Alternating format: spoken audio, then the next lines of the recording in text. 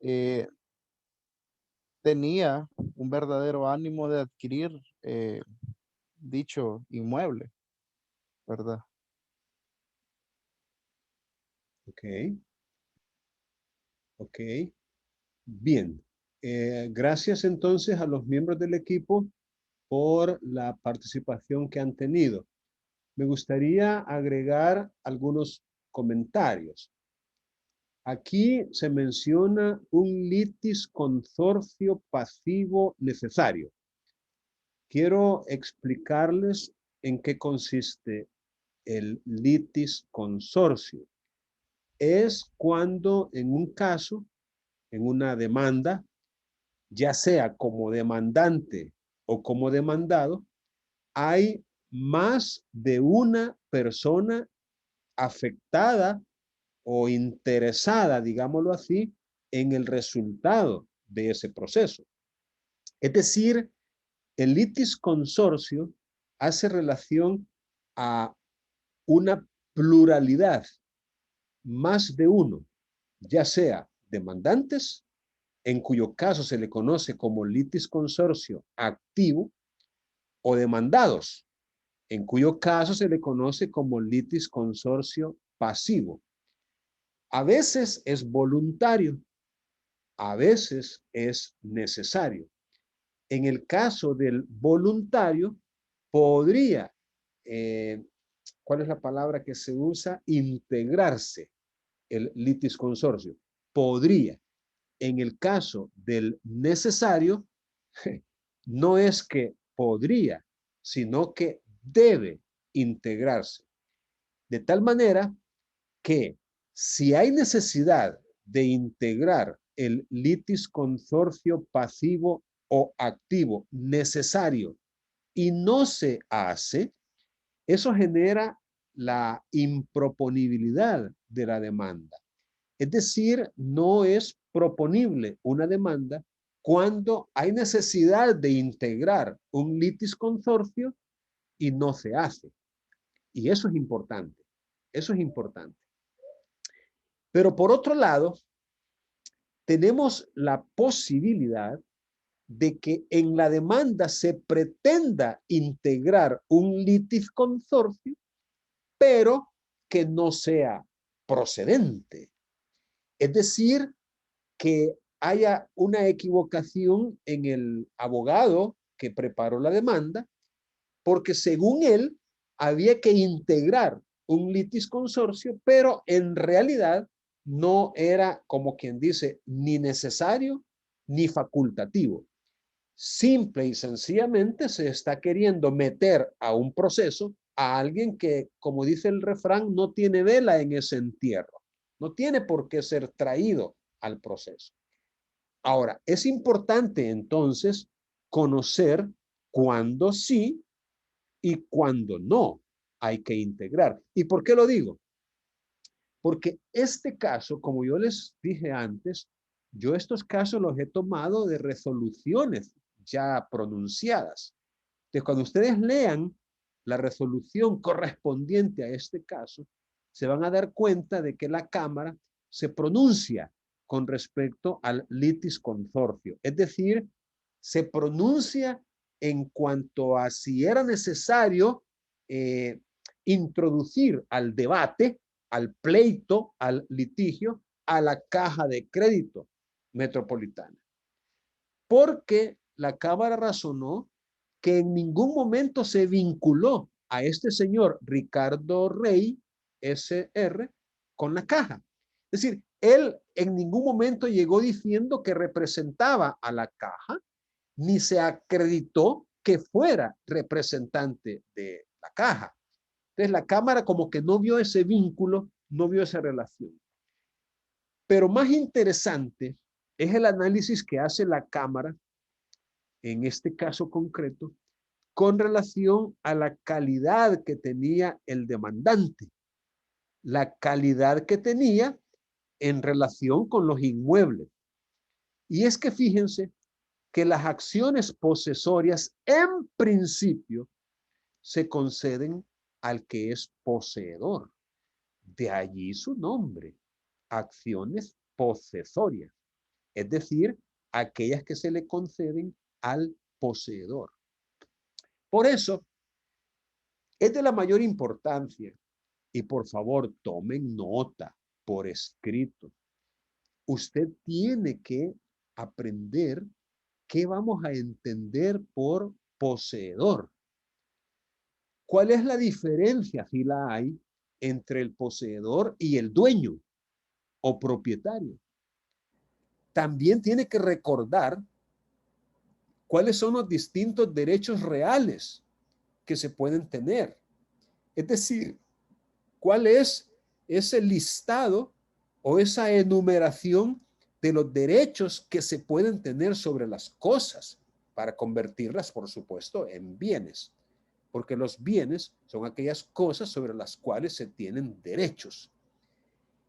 Ejemplo, el derecho de dominio, el derecho de usufructo, el derecho de uso, el derecho de habitación, el derecho de herencia, el derecho de servidumbre activa, el derecho de prenda o el derecho de hipoteca. Es decir, este es un momento oportuno para que usted recuerde estos distintos derechos reales que le he mencionado, porque las acciones posesorias protegen, digámoslo así, la posesión, digamos, sobre derechos reales también. No solamente la posesión que está vinculada con el dominio, sino también la posesión que nace o que tiene su origen en otros derechos reales distintos al del dominio. Entonces, es importante, insisto, que usted maneje estas categorías de cuándo vamos a entender que uno es dueño o propietario o titular del derecho de dominio, pero también cuando uno es titular de un derecho real distinto al derecho de dominio. ¿Y por qué no aprovechar la coyuntura para decir cuándo se es titular de un derecho personal? Es decir, recordemos, por favor, qué vamos a entender por derecho real versus derecho personal. Eso por una parte.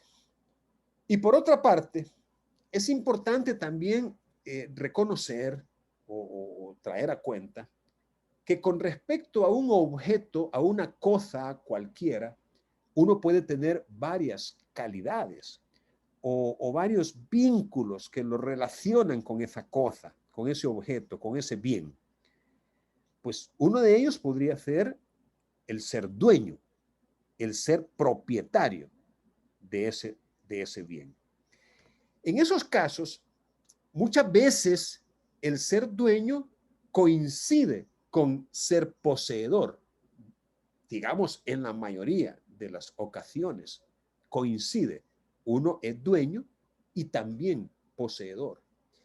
Pero a veces, fíjense bien, a veces una persona puede ser poseedora de una cosa, pero no ser dueña o propietaria de ella, simplemente poseedora. Pero también existe la posibilidad de que uno sea mero tenedor. Tenedor no es aquel objeto con el que comemos, no, viene de tenencia. Es decir, uno podría tener la mera tenencia de una cosa. En ese caso, no se tiene ni el dominio o propiedad, ni la posesión, sino la mera tenencia. Es otra calidad o categoría que uno puede tener con relación a una cosa, a un bien. Y hasta hay una cuarta posibilidad y es la del detentador. Es decir, la de alguien que ni siquiera podemos decir que tenga la mera tenencia, porque la mera tenencia supone un acto legítimo.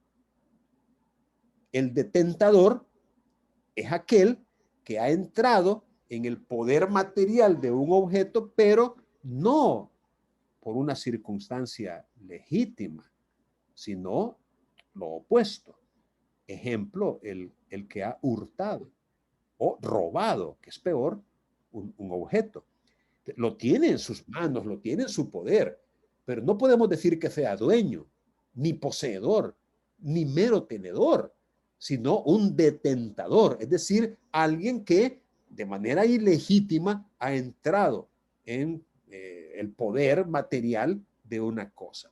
Entonces, todo esto, repito, es importante saberlo porque en casos como este que estamos analizando, la Cámara resolvió que no era poseedora esa persona de esos lotes, de esos inmuebles, que no era poseedora, sino que era una mera tenedora y por ende no dio lugar a las acciones posesorias. Que a lo mejor reciba críticas esa sentencia es muy probable. Que a lo mejor no sea justa es muy probable, pero hay que ver cuáles son las argumentaciones hechas por la Cámara para poder determinar la justicia o la razonabilidad de su decisión. Bien, ¿alguna pregunta en relación con este caso que quieran formular? Pasemos, si no, al caso 5, por favor. A ver, los miembros del equipo número 5. Buenas tardes, Lick. Buenas tardes. Vaya, el caso trata de una pareja. Bueno, los hechos son de una pareja que está unida en matrimonio y que gracias a un préstamo hipotecario adquirieron un inmueble en el que ellos lo usaban como casa de habitación, pero posteriormente hubieron problemas entre ellos que motivaron a iniciar un proceso, hubieron problemas que motivaron un proceso de violencia intrafamiliar dentro del cual se expulsa al marido de la residencia en común. Pero cabe aclarar que el inmueble pertenece a ambos, pero no en un 50% por cada uno de ellos, sino que ella es la usufructuaria y él es el mero nudo o propietario, pasado de un... Déjeme hacer una pausa. Le pido disculpas, sí, pero me parece oportuno hacer una pausa. Miren, esta es otra categoría que podemos encontrar cuando analizamos cuál es la relación que puede haber entre una persona y un objeto, una cosa. Y es que también cabe la posibilidad de que sea un usuario, es decir, alguien que tiene el derecho real de uso, o un habitador, que se parece mucho al derecho real de uso, pero como recae sobre una casa de habitación, se le llama derecho de habitación. Podría ser habitador, usuario, que son derechos reales, pero también podría ser usufructuario, que ese va un poco más allá del usuario, porque el usufructuario no solamente tiene el derecho de usar la cosa, sino también de aprovecharse de sus frutos. De ahí su nombre, usufructuario, uso y frutos, tanto naturales como civiles. Y los frutos civiles normalmente son los cánones de arrendamiento que la cosa produce cuando se alquila, el dinero que se paga mes a mes o según el periodo que se pacte. Entonces, uno puede, repito, ser también usufructuario de una cosa. Y el ser usufructuario significa ni más ni menos que se tiene el derecho a usar y a aprovecharse de los frutos, pero no disponer, porque el derecho de disposición del objeto lo tiene el mero o nudo propietario. O sea, esto se analiza en otra asignatura que es previa a esta, mucho más previa, que tiene que ver con los bienes o los derechos reales o el derecho patrimonial. Entonces, es importante recordarlo porque hoy nos hemos topado con un caso donde una persona, la mujer, es la usufructuaria y otra persona, el hombre, es el mero o nudo propietario. Es decir, el derecho de dominio y las facultades que el derecho encierra se ha fraccionado, se ha dividido en dos. Por un lado, el derecho de usar y de obtener los frutos, o sea, el usufructo en una persona, y el derecho de disponer en otra persona. El mero o nudo propietario, por eso se llama así, nudo.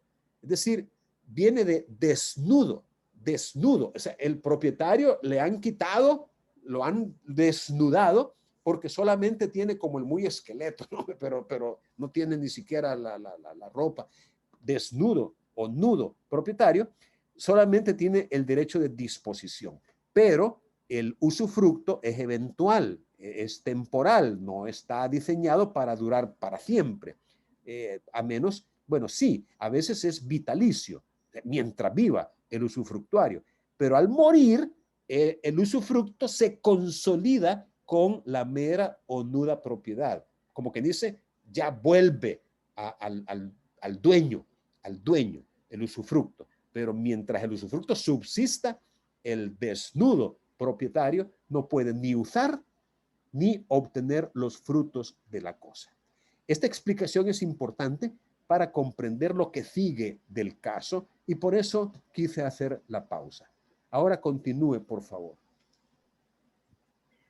Vaya, continuando con los hechos, después se nos dice que pasado el tiempo, se determina que el esposo no era responsable de la violencia intrafamiliar a la cual se le atribuyó, por lo que las medidas cautelares dictadas se dejan sin efecto, entre ellas la expulsión del hogar común, por lo que regresa a casa con cuya hipoteca, por cierto, él está pagando y paga más de $1,000 de cuota mensual. Pero como los problemas de pareja siguen, la esposa, ella decide salirse de la casa a pesar de ser la usufructuaria.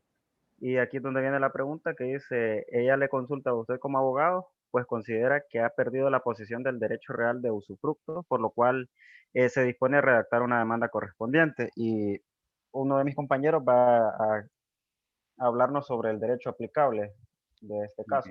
Muy bien, gracias, gracias. Buenas, licenciado, ¿me escucha? Sí, sí, le escucho.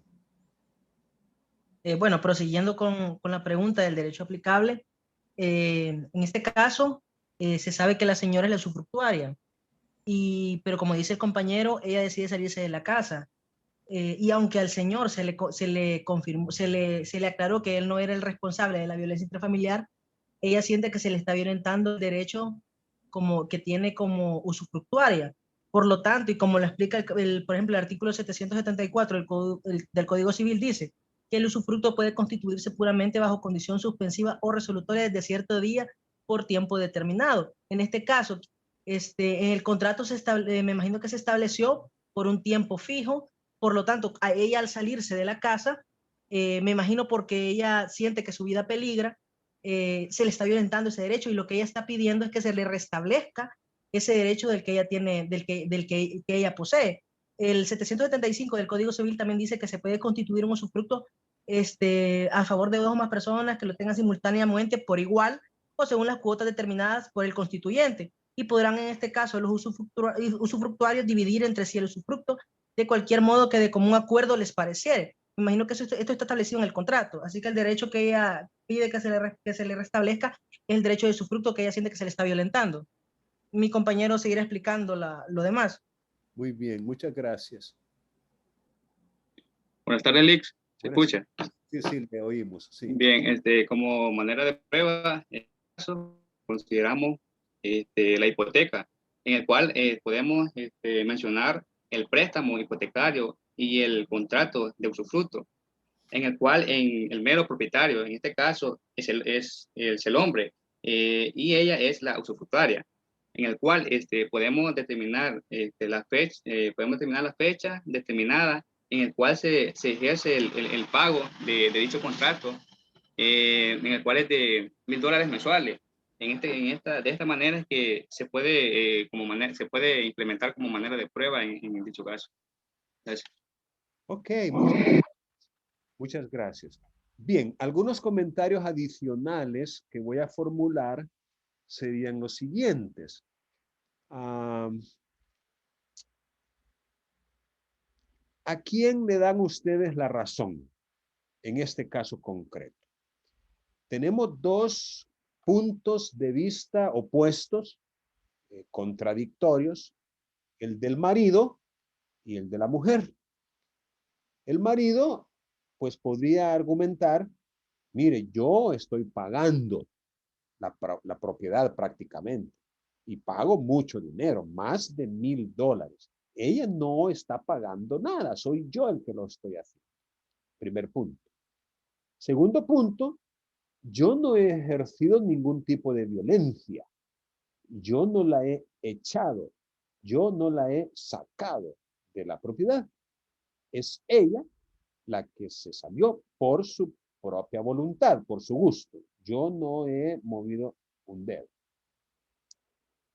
Pero tenemos opuesto la posición de ella, quien dice, bueno, es cierto, no ha habido ningún tipo de violencia tendiente a sacarme, pero sí ha habido pues, violencia intrafamiliar que, como ustedes han de saber, hay de varios tipos, ¿no?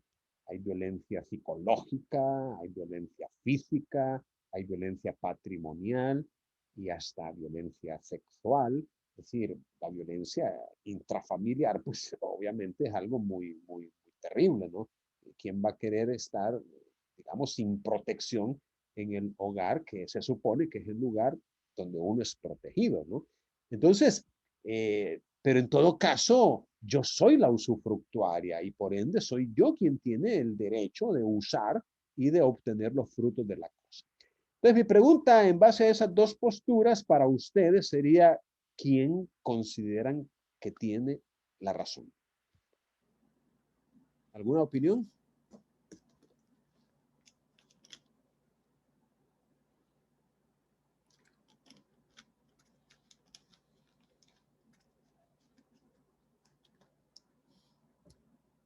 Caramba, ¿no les gustaría ser jueces a ustedes para resolver casos como este? Pues cuando lean la sentencia de la cual se extrajeron estos hechos, se van a dar cuenta que hubo en la Cámara un voto disidente. Les comento, las cámaras están integradas solo por 2 magistrados, a diferencia de las salas, que tienen algunas 3, una 4 y la hay que tiene 5. Entonces, cuando hay 3, pues la mayoría gana, ¿no? 2 votos frente a 1, pues ya hay sentencia. Si tiene 4, igual, aunque también podría darse un empate por ser número par, 4. Podría darse 2 y 2. Pero cuando hay 5, pues ahí está 3-2. Pero en las cámaras solo son 2.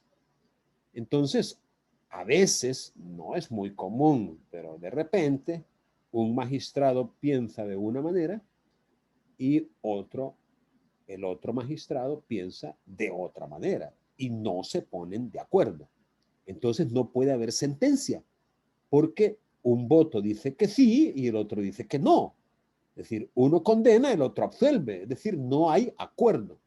Entonces, ¿qué es lo que hacen para dirimir la discordia? Para salir de ese impasse. Pues llaman a otro magistrado que es conocido precisamente como el tercero en discordia. El tercero en discordia. Y este tercero que llega, pues se va a inclinar necesariamente por una o por la otra postura.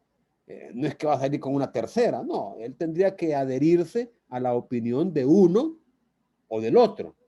Y de esa manera, con 2 votos, forman sentencia. Pero aquel que no estuvo de acuerdo, pues formula por separado su propia resolución. Es decir, cómo él entiende que debió haberse resuelto. Es más, a veces hay un voto que no recuerdo exactamente cómo le llaman, pero es como un voto concordante, pero al mismo tiempo hay partes que no las comparte del todo o tiene razones adicionales para resolver de la manera que se ha resuelto, pero esas razones no es compartida por el otro magistrado. Entonces, en este caso concreto, cuando ustedes lo encuentren allá en la plataforma virtual de la Corte y lo lean, se van a dar cuenta que se dieron las 2 figuras. se da la figura de un voto de una magistrada que estaba de acuerdo, pero tenía sus razones adicionales, y también de otra magistrada que no estuvo de acuerdo con la resolución que se le dio por parte de la mayoría. Entonces, son casos muy interesantes que a uno le sirven mucho porque demuestran, pues, que esto no es matemáticas, donde 2 más 2 son 4, 3 más 3 son 6. No, esto es derecho. Estas no son ciencias exactas como la biología, la química, la física, las matemáticas. Estas son ciencias sociales que dan, yo no sé si lamentable o afortunadamente, pero dan para resolver en uno o en otro sentido, dependiendo la argumentación y, por qué no, el criterio del que resuelve. Bien, si no tienen preguntas de este caso, pasemos al siguiente. Al caso número 6.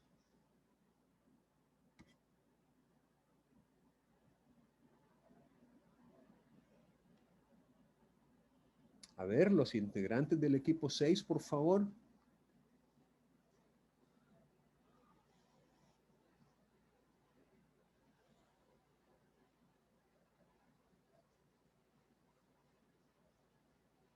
Hola. Ahorita, licenciado. Ok. Hola, buenas tardes. Yo diré los hechos. Bueno, los hechos que se expresaron en el caso es que el poderdante es dueño de un terreno de naturaleza rústica, ubicado en el llano Cantón El Amate, municipio y departamento de San Miguel, en el cual ha desarrollado la notificación vista al volcán, consistente en 19 lotes de la misma naturaleza y situación que el inmueble genera, del cual fueron desmembrados cada uno de ellos. Es el caso que el referido terreno, la empresa demandada construyó en el año 2009 instalaciones de red del tendido eléctrico de alto voltaje, cuyos cables atraviesan 4 lotes de la notificación antes mencionada, causando esto un perjuicio económico al mandante, pues porque dichos inmuebles no han podido ser vendidos debido a la servidumbre del tendido eléctrico.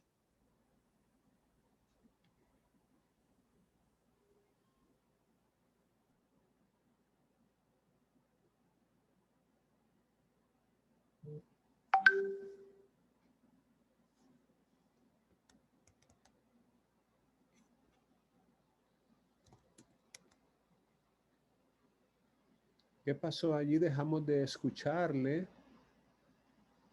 ¿Todavía está por ahí? Hola.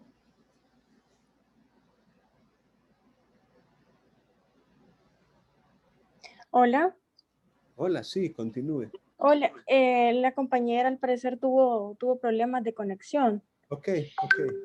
Bueno, el caso 6 habla sobre un problema en cuanto a la servidumbre de electroducto que se da en la notificación vistas al volcán. El problema lo tienen en, si no me equivoco, permítame,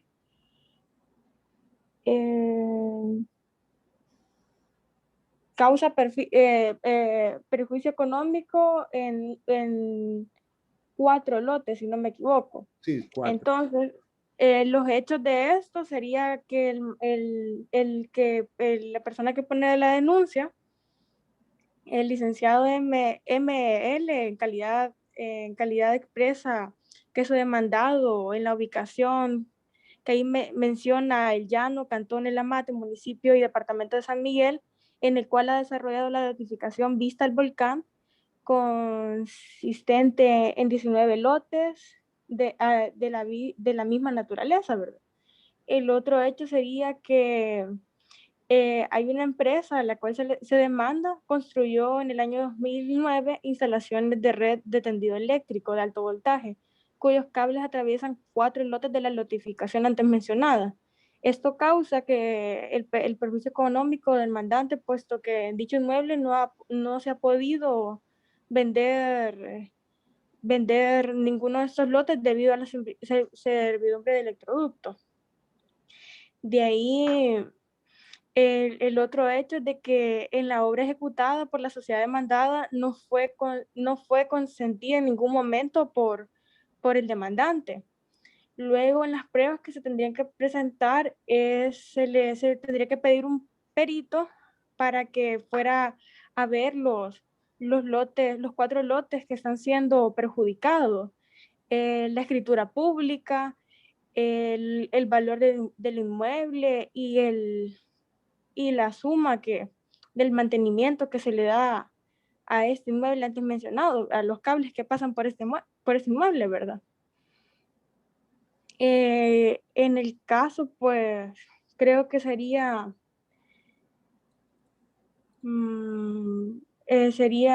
pues el proceso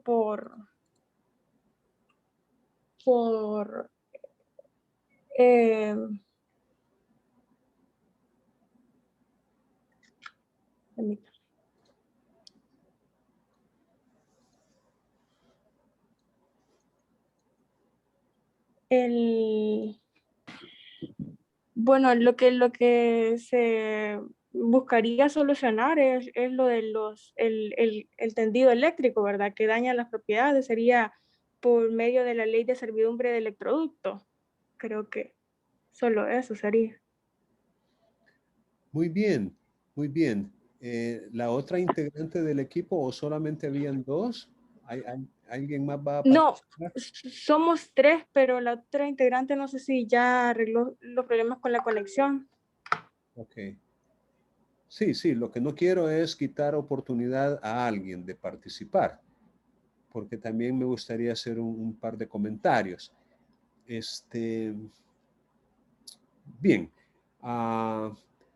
Efectivamente, este también es un caso que se ha presentado con alguna frecuencia, ya que estas empresas distribuidoras de energía eléctrica no siempre se aseguran de hacer un procedimiento previo para lograr el consentimiento de los dueños de aquellos terrenos por los cuales van a trazar estas líneas de conducción de energía eléctrica. Fíjense que muchas veces ellos argumentan que esta es una obra de interés general, que de alguna manera ellos tienen el aval o el respaldo del Estado, del gobierno, porque ellos llevan el progreso a los rincones más remotos del planeta o del país. Y de alguna manera ellos justifican, pues, esa forma, ¿por qué no decirlo, abusiva, voy a usar la palabra, de proceder? Es decir, ellos van y ¿qué les importa si está o no está de acuerdo el propietario de los terrenos que se ven afectados? Ahora, obviamente, no estamos en presencia de un despojo de la posesión.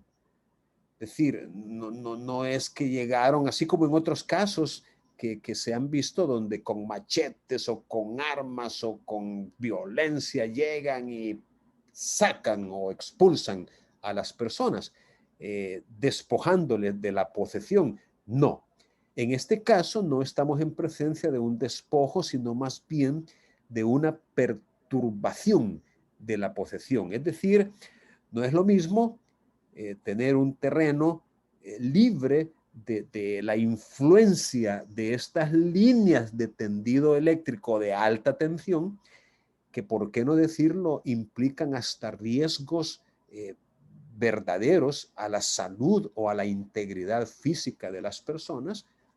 Ya han habido casos en donde el contacto, aunque sea con una vara, con estas líneas, genera hasta la muerte. Entonces, de alguna manera se justifica, como quien dice, una pretensión posesoria de esta naturaleza, tendiente a que se, pues, bueno, son 4 lotes, valen tanto, pues te los vendo, ¿verdad? Pues ni modo, tú sacas un beneficio de esta distribución que haces de la energía eléctrica, que no es barata, ¿verdad? Y por ende, pues si te interesa tanto que los cables pasen por aquí, pues negociemos. Te vendo los lotes, pagame lo que valen e indemnizame los perjuicios causados. O pues retíralo de ahí y ve por dónde los pasás, pero no por mi propiedad. Parece ser, repito, una pretensión justa. Ahora, que cómo se resolvió o cómo se resolvería, pues habría que valorarlo y para ello, pues para eso están las sentencias correspondientes. Bien, ¿alguna pregunta en relación con este caso? Pregúntame acá. Bueno, pasemos entonces al caso 7. Buenas tardes, Lic. Buenas tardes. Buenas tardes.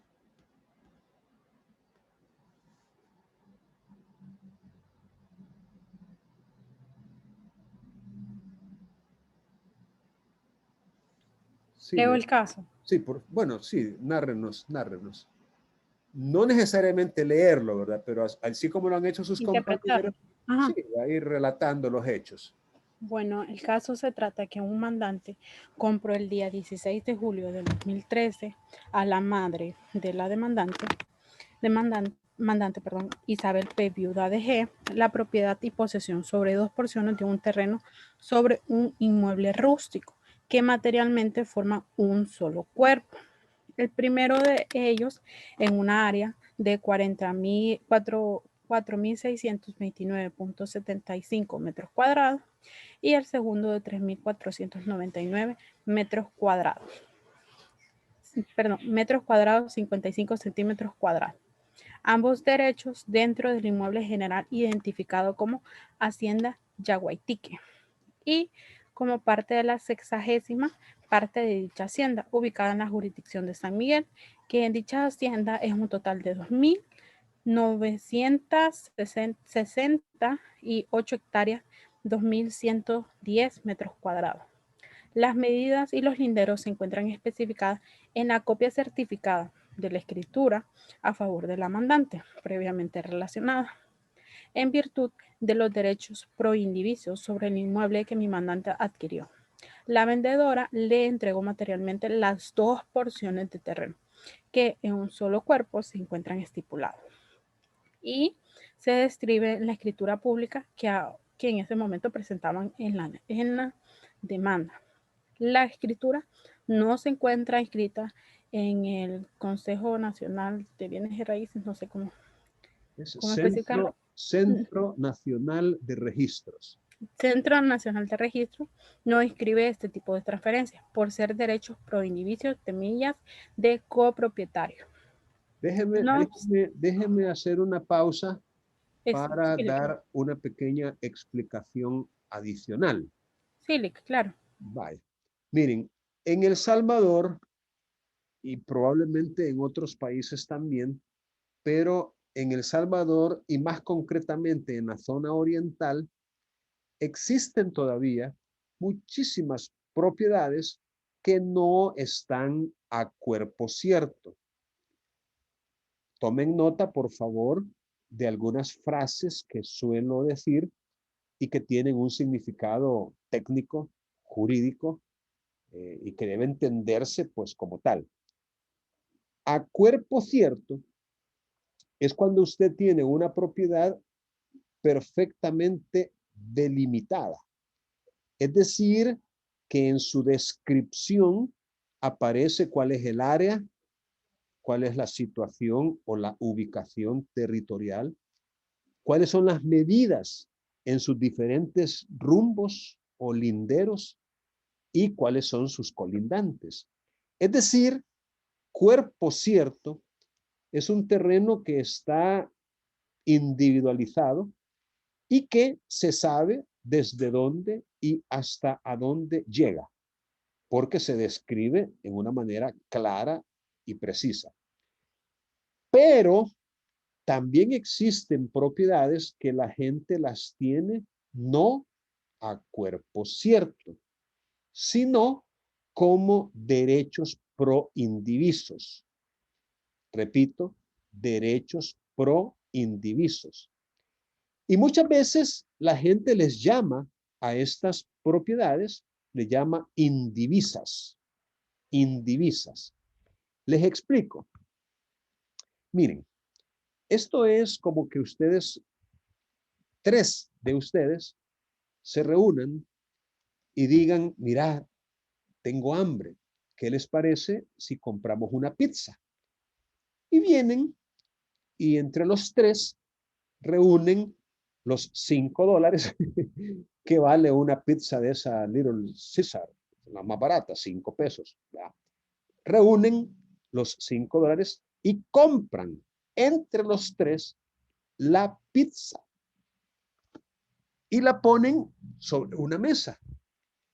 Los 3 son codueños de la pizza, son copropietarios.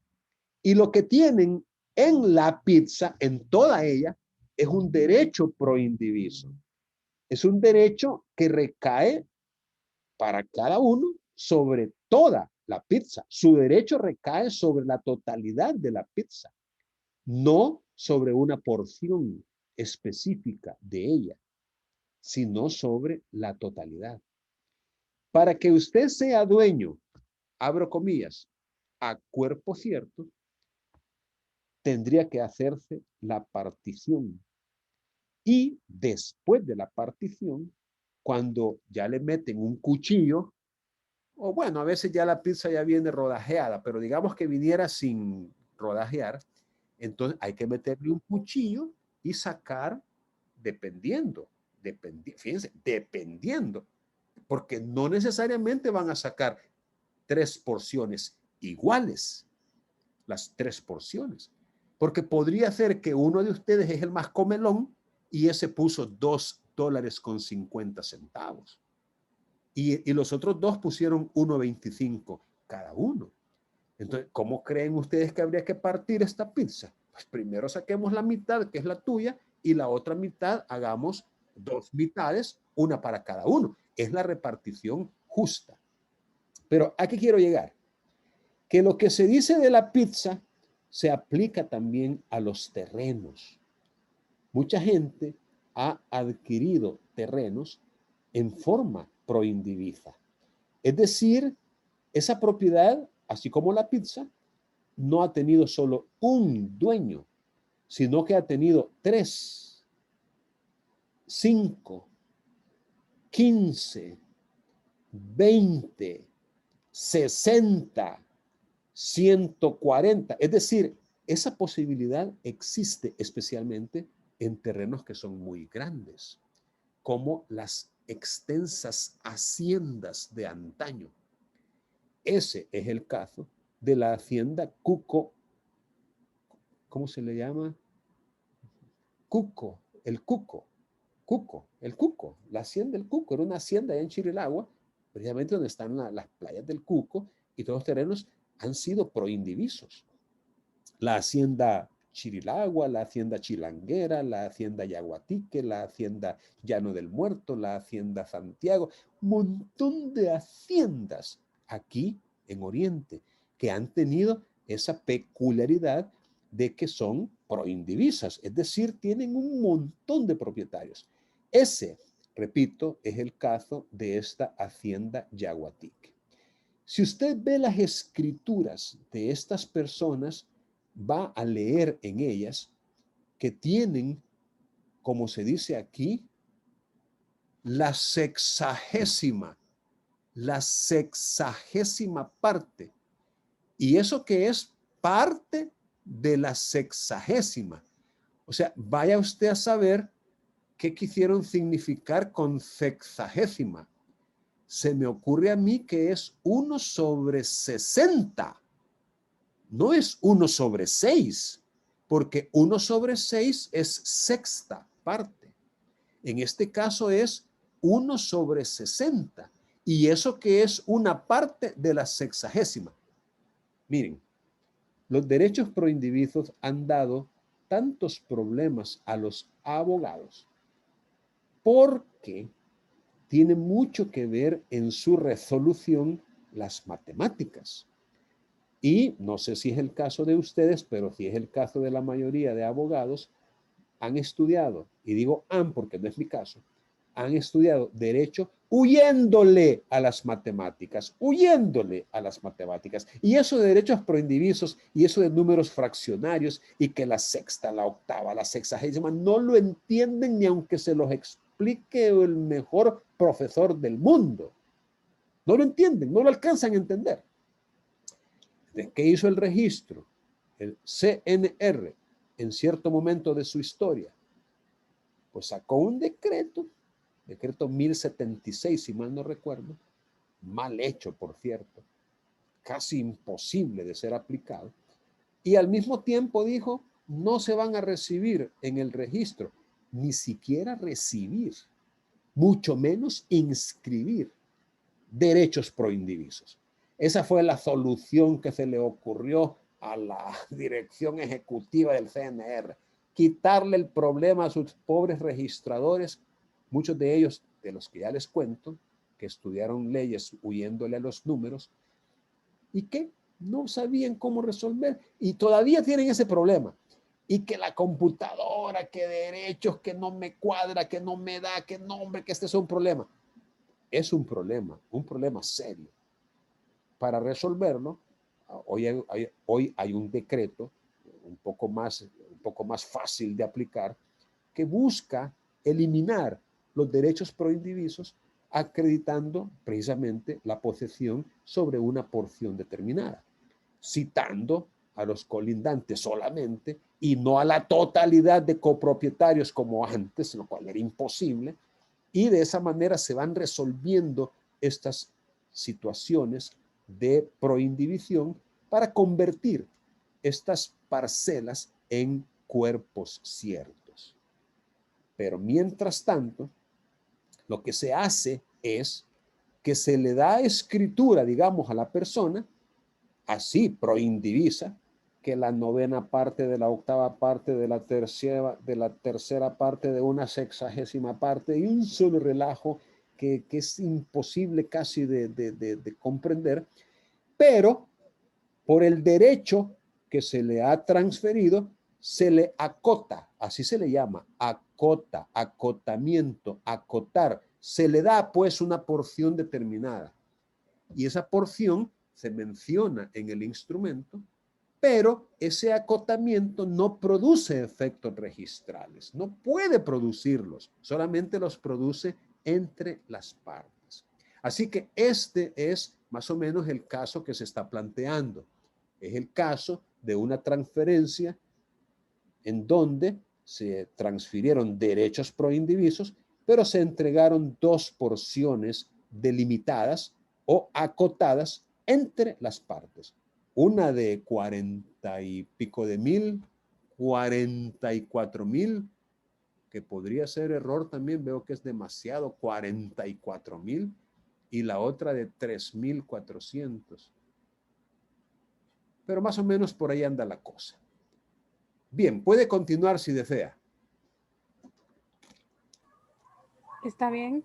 No obstante, a mi mandante, por su derecho de propiedad que adquirió, se le entregó materialmente una porción de terreno y los vecinos colindantes, hermanos de mi mandante, reconocieron y respetaron los linderos del terreno de cada uno.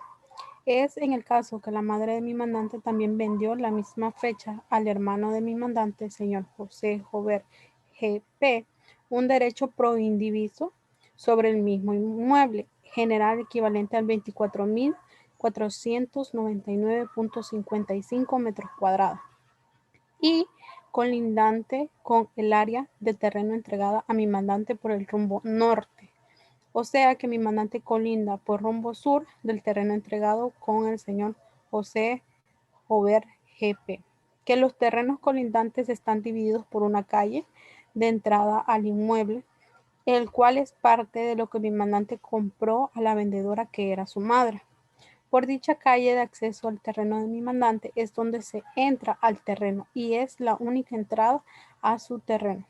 Pero en el mes de mayo del 2015, el señor José Jover GP, mayor de edad, agricultor de este domicilio, despojó de la posesión material de una parte del terreno a mi mandante, expulsando a los trabajadores que labraban en la tierra y a un ingeniero que se disponía a poner los mojones para materializar la división física entre ambos inmuebles colindantes. La porción de terreno despojada a mi mandante, que incluye la calle de acceso al terreno, la que se describe así. Después se encuentra la descripción técnica, pero no está en el caso. Quizás en la sentencia sí. Ahí está, correcto. En la sentencia sí. Bien, esto es entonces un resumen del caso número 7, ¿verdad? No sé si alguna de sus compañeras también quiere decir algo en relación con el caso. Sí, mi compañera. Ok, Buenas tardes. buenas tardes. Siguiendo el derecho aplicable en este caso, pues nosotros lo establecimos como el derecho a la propiedad y posesión y el derecho pro indiviso, que usted explicó hace un momento. Ese es los derechos aplicables en esto. En la fundamentación, en el fundamento jurídico del caso, establecimos los artículos 745, donde habla sobre la posesión y establece lo siguiente, que la posesión es la tenencia de una cosa determinada con ánimo de ser señor o dueño, sea que el dueño o el que se da por tal tenga la cosa por sí mismo o por otra persona que la tenga en lugar y a nombre de él. El poseedor es reputado dueño mientras otra persona no justifica serlo. Y también se establecen los artículos de ya del caso, estableciéndonos a las acciones de poseedor, los artículos 924, 926 y 927 del Código Civil. Ahora estableciéndonos y las pruebas que se presentarían serían como prueba testimonial la declaración de propia parte, declaración de parte de la parte contraria, reconocimiento judicial y un peritaje sobre dicho inmueble. Un peritaje judicial y la prueba testimonial que se deben establecer por los señores Fermín Fredis GP y Esperanza Vidal G. Ok. Solamente. Ok, muy bien, muchas gracias. Mire, ya que usted menciona la prueba del reconocimiento judicial, acabo de recordar que en el caso anterior de las líneas de tendido eléctrico de alta tensión que pasan en los 4 lotes, como que no se había mencionado por parte del equipo. Y el reconocimiento judicial sería clave para que el juez pueda ver esas líneas de alta tensión y cómo sobrepasan o pasan por encima de los 4 lotes de esa notificación. Entonces, el reconocimiento judicial, si bien es cierto, no puede acreditar la posesión, pero sí puede acreditar los actos de perturbación de la misma, como en el caso de esos tendidos, o en este caso, para poder acreditar que en realidad existe pues una entrada que es común y que esa entrada junto con parte del otro terreno han sido pues prácticamente tomados a través de cercos o qué sé yo, otras señales por el demandado. Entonces, el reconocimiento judicial obviamente es muy útil y no debemos olvidarlo, porque ya se han perdido muchos casos en donde no se ha logrado acreditar los hechos precisamente porque no se pidió el reconocimiento. Es más, acabo de tener un caso yo donde también le falló yo era representante del demandado y no se logró acreditar porque sí se pide el reconocimiento, pero no se pidió que el reconocimiento se practicara conjuntamente con la prueba pericial, de tal suerte que pues, se mandó a la jueza del caso a un reconocimiento y ella así lo dijo literalmente: yo no tengo la experticia ni los conocimientos técnicos para saber a qué vengo, pues. No es lo mismo que hubiera ido el perito y que el perito hubiera de alguna manera participado en el reconocimiento y el perito haberle explicado a la jueza el contenido de su dictamen ahí en el lugar donde practicó el dictamen. Entonces, a veces uno tiene que ponerse las pilas y solicitar que juntamente con el reconocimiento judicial se practique o se reciba, digamos, la prueba pericial y a veces hasta la prueba testimonial. O sea, que los testigos declaren allí en el lugar donde han ocurrido los hechos. Entonces, eso hay que tomarlo muy en cuenta a la hora de plantear una demanda y de proponer la prueba. Bueno, lamentablemente el tiempo nos llegó para finalizar la sesión y voy a dejar de grabar ahorita, que se me había olvidado. El primer equipo casi no lo grabé todo, pero vamos a tomar